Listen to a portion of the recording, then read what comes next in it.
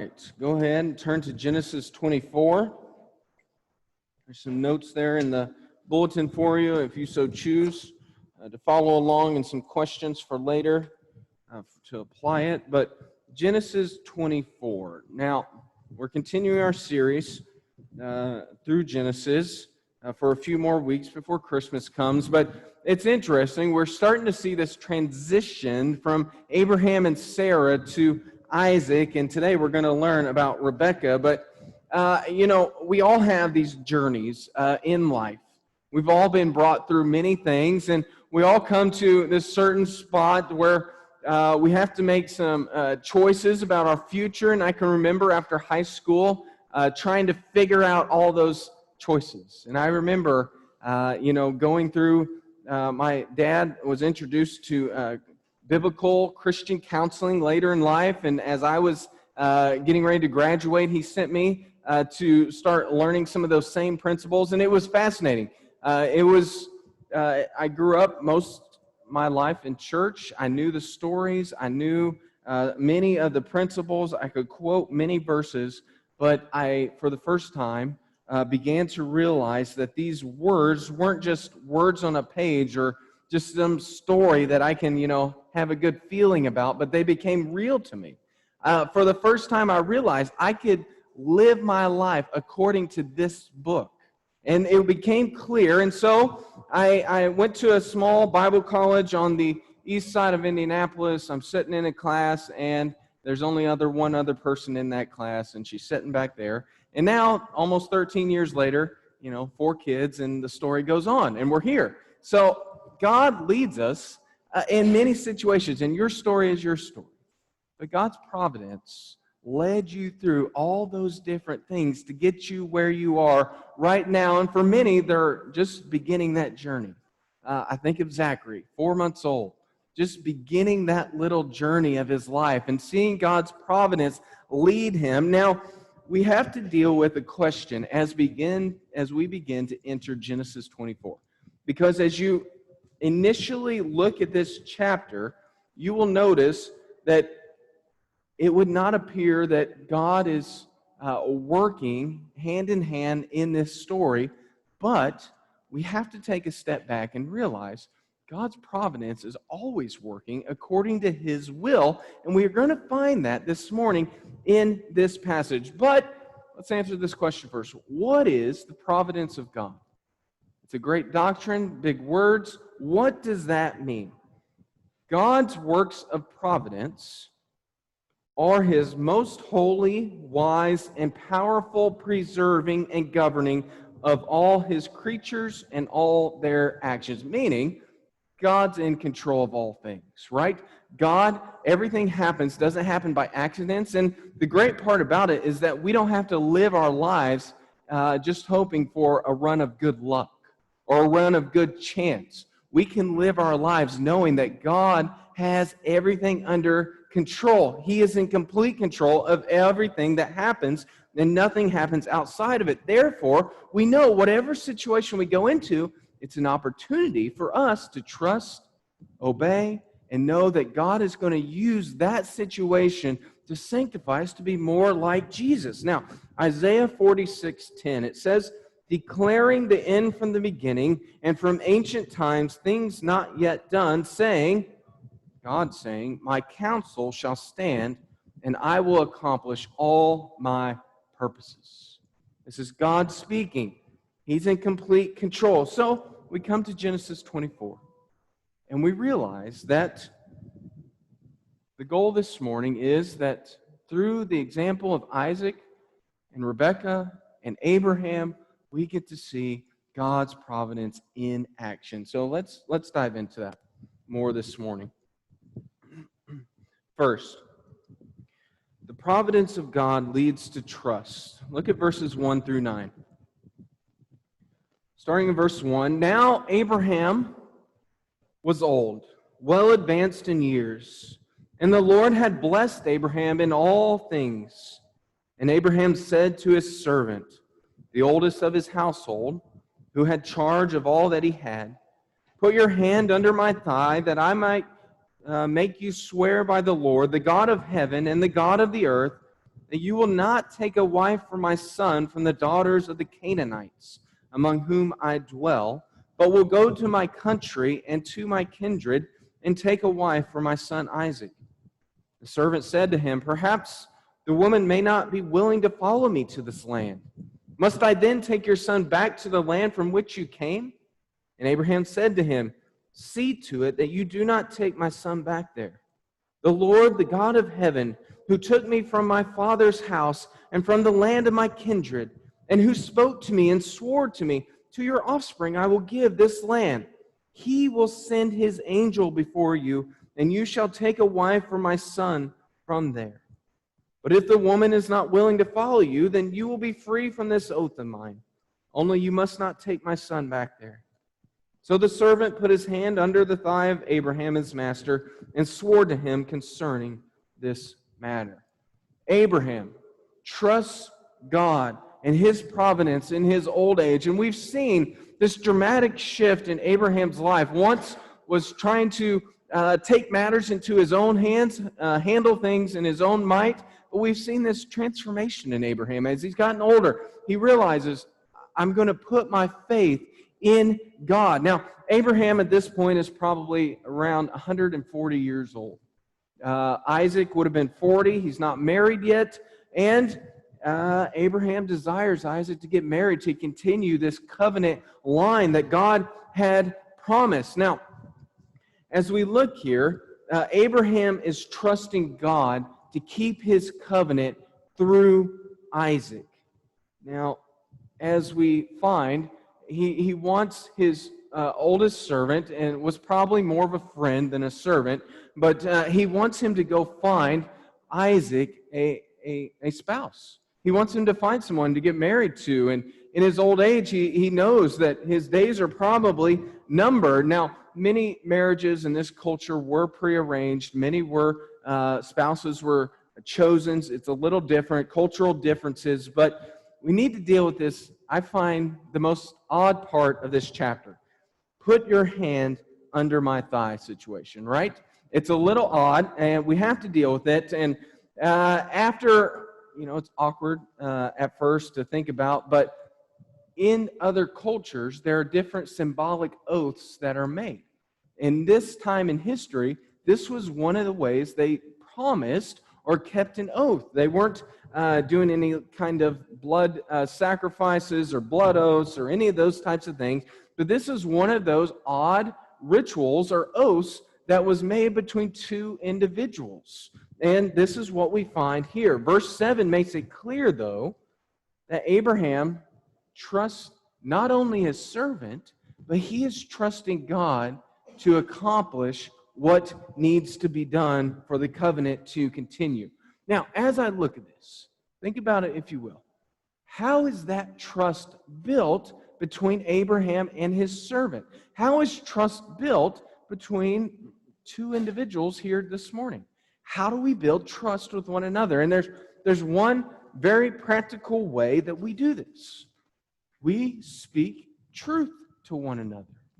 You see, we trust those that speak the truth. Now, Ephesians 4:25.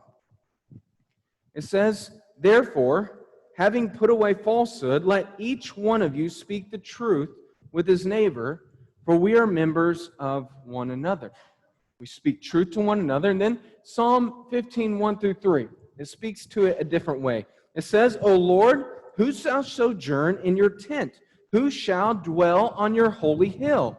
He who walks blamelessly and does what is right and speaks truth in his heart, who does not slander with his tongue and does no evil to his neighbor, nor takes up a reproach against his friend. See, we speak truth to one another, but then we also speak truth in our hearts. Truth is the basis for trust between two individuals, and I believe we see that happening right here. There's truth being told and trusted between these two individuals. Now, next, let's look at verses 10-14. The providence of God leads to prayer.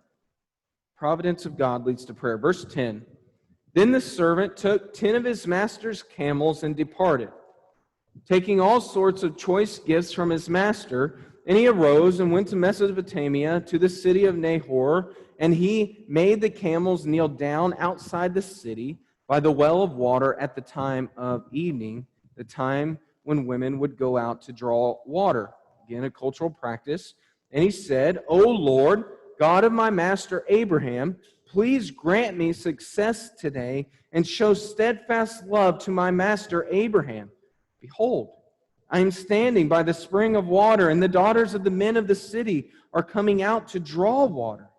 Let the young woman to whom I shall say, please let down your jar that I may drink, and who shall say, drink, and I will water your camels, let her be the one whom you have appointed for your servant Isaac. By this I shall know that you have shown steadfast love to my master. Well, trusting God's providence, we find here the servant is trusting in prayer. His prayer is very specific. We'll deal with that here in a minute. Livy, throw up that map real quick. We find this was no easy journey. At the bottom, we find where Isaac and Abraham would have been. This servant travels all the way north to the top of the map to find Rebekah.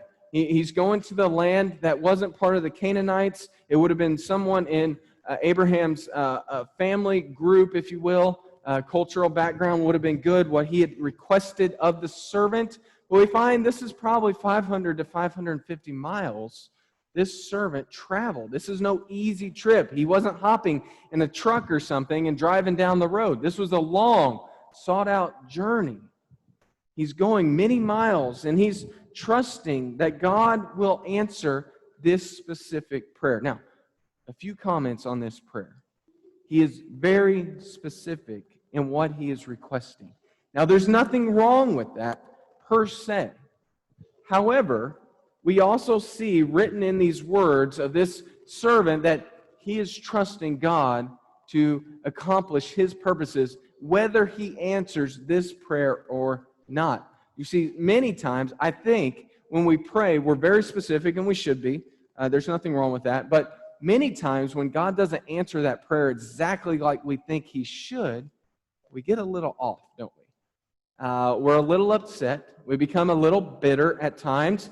But that's not the point of prayer. You see, we'll see here in a minute that prayer is the chief exercise of our faith. Prayer is the primary way true faith expresses itself. You see, true faith, when we have faith in God, it comes out in prayer. You see, the servant knew that. He knew he was totally reliant on God to accomplish his purposes. And in our own lives, we must realize that even though I think it's right to be very specific in our prayers, we must realize that sometimes our prayers, our very specific prayers, may not be what is best for us. It may not be what the best outcome would be for us or someone else. You see, God's greater providential purposes are far bigger and greater than what we can ever imagine. And the servant is finding that out here. Look at verses 15 through 33. We continue on. The providence of God leads to faith. Here's the servant. He says, before he had finished speaking, behold, Rebekah, who was born to Bethuel, to the son of Milcah, the wife of Nahor, Abraham's brother, came out with her water jar on her shoulder. The young woman was very attractive in appearance, a maiden whom no man had known. She went down to the spring and filled her jar and came up. Then the servant ran to meet her and said, please, give me a little water to drink from your jar. She said, drink, my lord. And she quickly let down her jar upon her hand and gave him a drink. When she had finished giving him a drink, she said, I will draw water for your camels also until they have finished drinking. So she quickly emptied her jar into the trough and ran again to the well to draw water, and she drew for all his camels. The man gazed at her in silence to learn whether the Lord had prospered his journey or not. When the camels had finished drinking, the man took a gold ring weighing a half shekel and 2 bracelets for her arms weighing 10 gold shekels and said, please, Tell me, whose daughter you are? Is there room in your father's house for us to spend the night?" She said to him, "I am the daughter of Bethuel, the son of Milcah, whom she bore to Nahor." She added, "We have plenty of both straw and fodder and room to spend the night." The man bowed his head and worshipped the Lord and said, "Blessed be the Lord, the God of my master Abraham, who has not forsaken his steadfast love and his faithfulness towards my master. As for me, the Lord has led me in the way of the house of my master's kinsman." Then the young woman ran and told her mother's household all about these things. Rebekah had a brother whose name was Laban. Laban ran out toward the man to the spring. As soon as he saw the ring and the bracelets on his sister's arm and heard the words of Rebekah, his sister, "Thus the man spoke to me," he went to the man, and behold, he was standing by the camels at the spring. He said, "Come in, O blessed of the Lord. Why do you stand outside? For I have prepared the house and a place for the camels." So the man came to the house and unharnessed the camels and gave straw and fodder to the camels, and there was water to wash his feet and the feet of the men who were with him. Then food was set before him to eat, but he said, "I will not eat until I have said what I have to say." He said, "Speak on." Longer passage, I know, but there's some clear things that we must gather from here, because when we find trust, prayer, and now faith as a result of God's providence, we come to this account. And now I want to be clear, I'm not referring to saving faith, but I'm talking about that daily trusting faith that we have, that God is going to accomplish what He has promised. And we see that here. It's on full display. This servant is trusting by faith that God is answering his prayer and giving him a wife for Isaac. This is exactly, his prayer is coming true. Now, let's talk about Rebekah, because this is going to become a key person throughout the Scriptures. Rebekah fit all the criteria of what Abraham had told the servant, and fit the criteria of the servant to God when he was praying. She was attractive. She was hospitable. She was respectful. She was a hard worker. Consider this. I found this fascinating. A camel can consume as much as 30 gallons of water in 15 minutes. Now consider that there may have been roughly 300 gallons of water that she would have had to have drawn. Now probably she had some help, but we don't know that for sure. This was a hard worker. Someone who was not interested in only serving herself, but serving others. She was servant-hearted.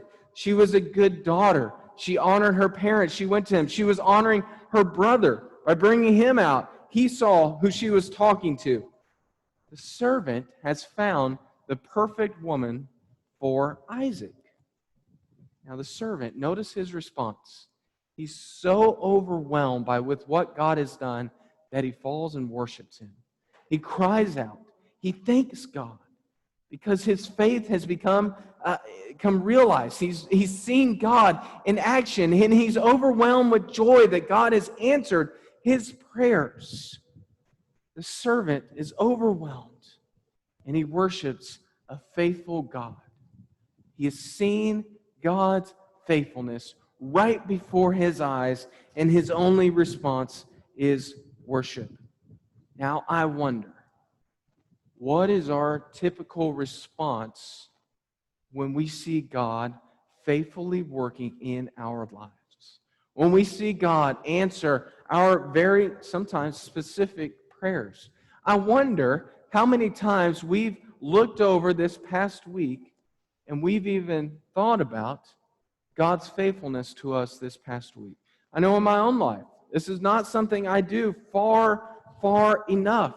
This is something I need to improve on. I need to look back and see these are so many times that I saw God working faithfully in my life, and I need to thank Him for that.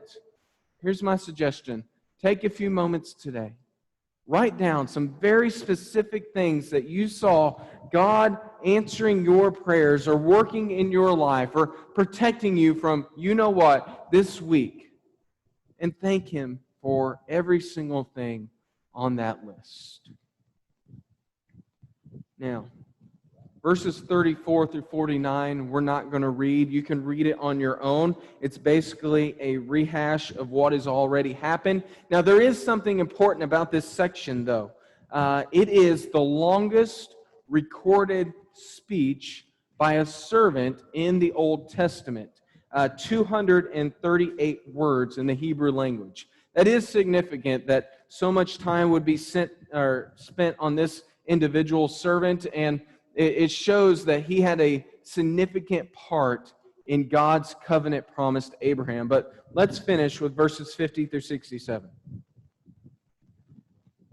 The providence of God leads to action. The providence of God leads to action.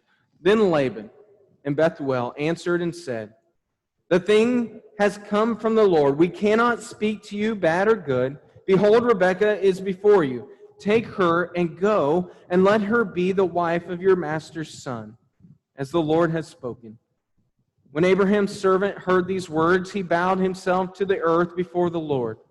And the servant brought out jewelry and silver, of gold and garments, and gave them to Rebekah. He also gave to her brother and to her mother costly ornaments. And he and the men who were with him ate and drank, and they spent the night there. When they arose in the morning, he said, "Send me away to my master." Her brother and her mother said, "Let the young woman remain with us a while, at least 10 days. After that, she may go." But he said to them, "Do not delay me, since the Lord has prospered my way. Send me away that I may go to my master." He said, "Let us call the young woman and ask her." And they called Rebekah and said to her, "Will you go with this man?" She said, "I will go." So they sent away Rebekah their sister and her nurse and Abraham's servant and his men. And they blessed Rebekah and said to her, "Our sister, may you become thousands of 10,000s, and may your offspring possess the gate of those who hate him." Then Rebekah and her young woman arose and rode on the camels and followed the man.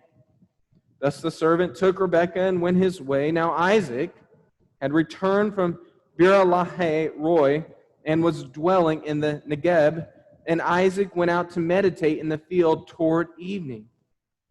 Catch this, and he lifted up his eyes.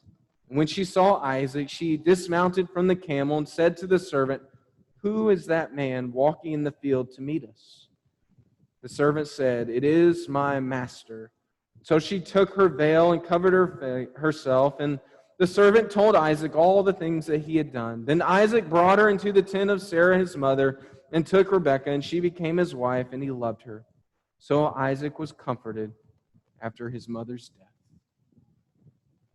Isaac and Rebekah have become the center point now of the covenant promise that was originally given to Abraham. Now, Rebekah's willingness to go with the servant. You have to, put yourself in Rebekah's shoes here for a moment. She doesn't know this guy. She doesn't know Isaac. She doesn't know Abraham. Now, my thought is she probably had heard about Abraham because he had become a pretty big deal in this area. However, she didn't know. But we see a faith that Rebekah has that is leading to action in her life. She is obeying because she sees God's hand in all that has happened. She is prepared to leave her family, her friends, her country, to marry a man she has never met, but she does so trusting God. She is putting her faith into action, and we see the same with Isaac. Isaac's faith is put into action as well. He honors his mother. He finds a wife that he loves. He takes as his wife. He vows to serve, protect. He marries her. And now we see a transition. Isaac and Rebekah are becoming the centerfold of this covenant promise. Now, think about it for a moment like this. This is what popped in my mind this week. Think about the many reasons you would get in a boat. Now, it may be fishing, maybe just a leisurely stroll down the river, whatever it is. Now, let's say you walk up and there's two boats you could get in. One, you've used before. It's trusty. You've had some ups and downs in, but it's a good boat. Now, there's another boat that you could take as well. Maybe it's a little shinier, maybe it's a little better, maybe it looks more attractive, whatever it is, but there's a catch. There's a hole in the boat. Now, which boat are you going to take? Now, this one may look good, but the trusty one is the one you're obviously going to take. Now, I think about this when I think about trusting God and His providence in our lives. You see, when we trust God's providence, now sometimes there's going to come little shiny things. There's going to come little attractive things that seem like they're pulling our attention away. That we say, man, if I just trust that, and I could go down the list of all those different things and what they may be. If I just trust that, my path will be better. But no, let's take a step back and see in a story like this morning that we find that God's faithfulness, His working in our lives, His working out His providence in our lives stands the test of time. It's true, it's steady, and it should lead to a faithful action on our parts. We can trust that God's providence is best. What God leads us to, He has promised to bring us through. You see, what God has bring into your life, He has promised to not leave you on your own. He has promised not to just say, you got this, keep going. No, He says, trust me, trust my strength, and I will bring you through it. Now, that doesn't mean there's not going to be ups, there's not going to be downs. See, many things that this life throws at us are hard, and I get it. It will not always be easy, but God's grace is sufficient to get us through. Just as God providentially brought my wife together and me together, He brought Isaac, He brought Rebekah, He brought many of you together. He is working in our lives today as well. Because of His providence, you can trust Him. Because of His providence, you can pray to Him. You can have faith in Him. And you can actively pursue Him with your life. Now, I read something, and I'll close with this. I read it this week. One older theologian said, trust the past to God's mercy, the present to God's love, and the future to God's providence. Let us pray.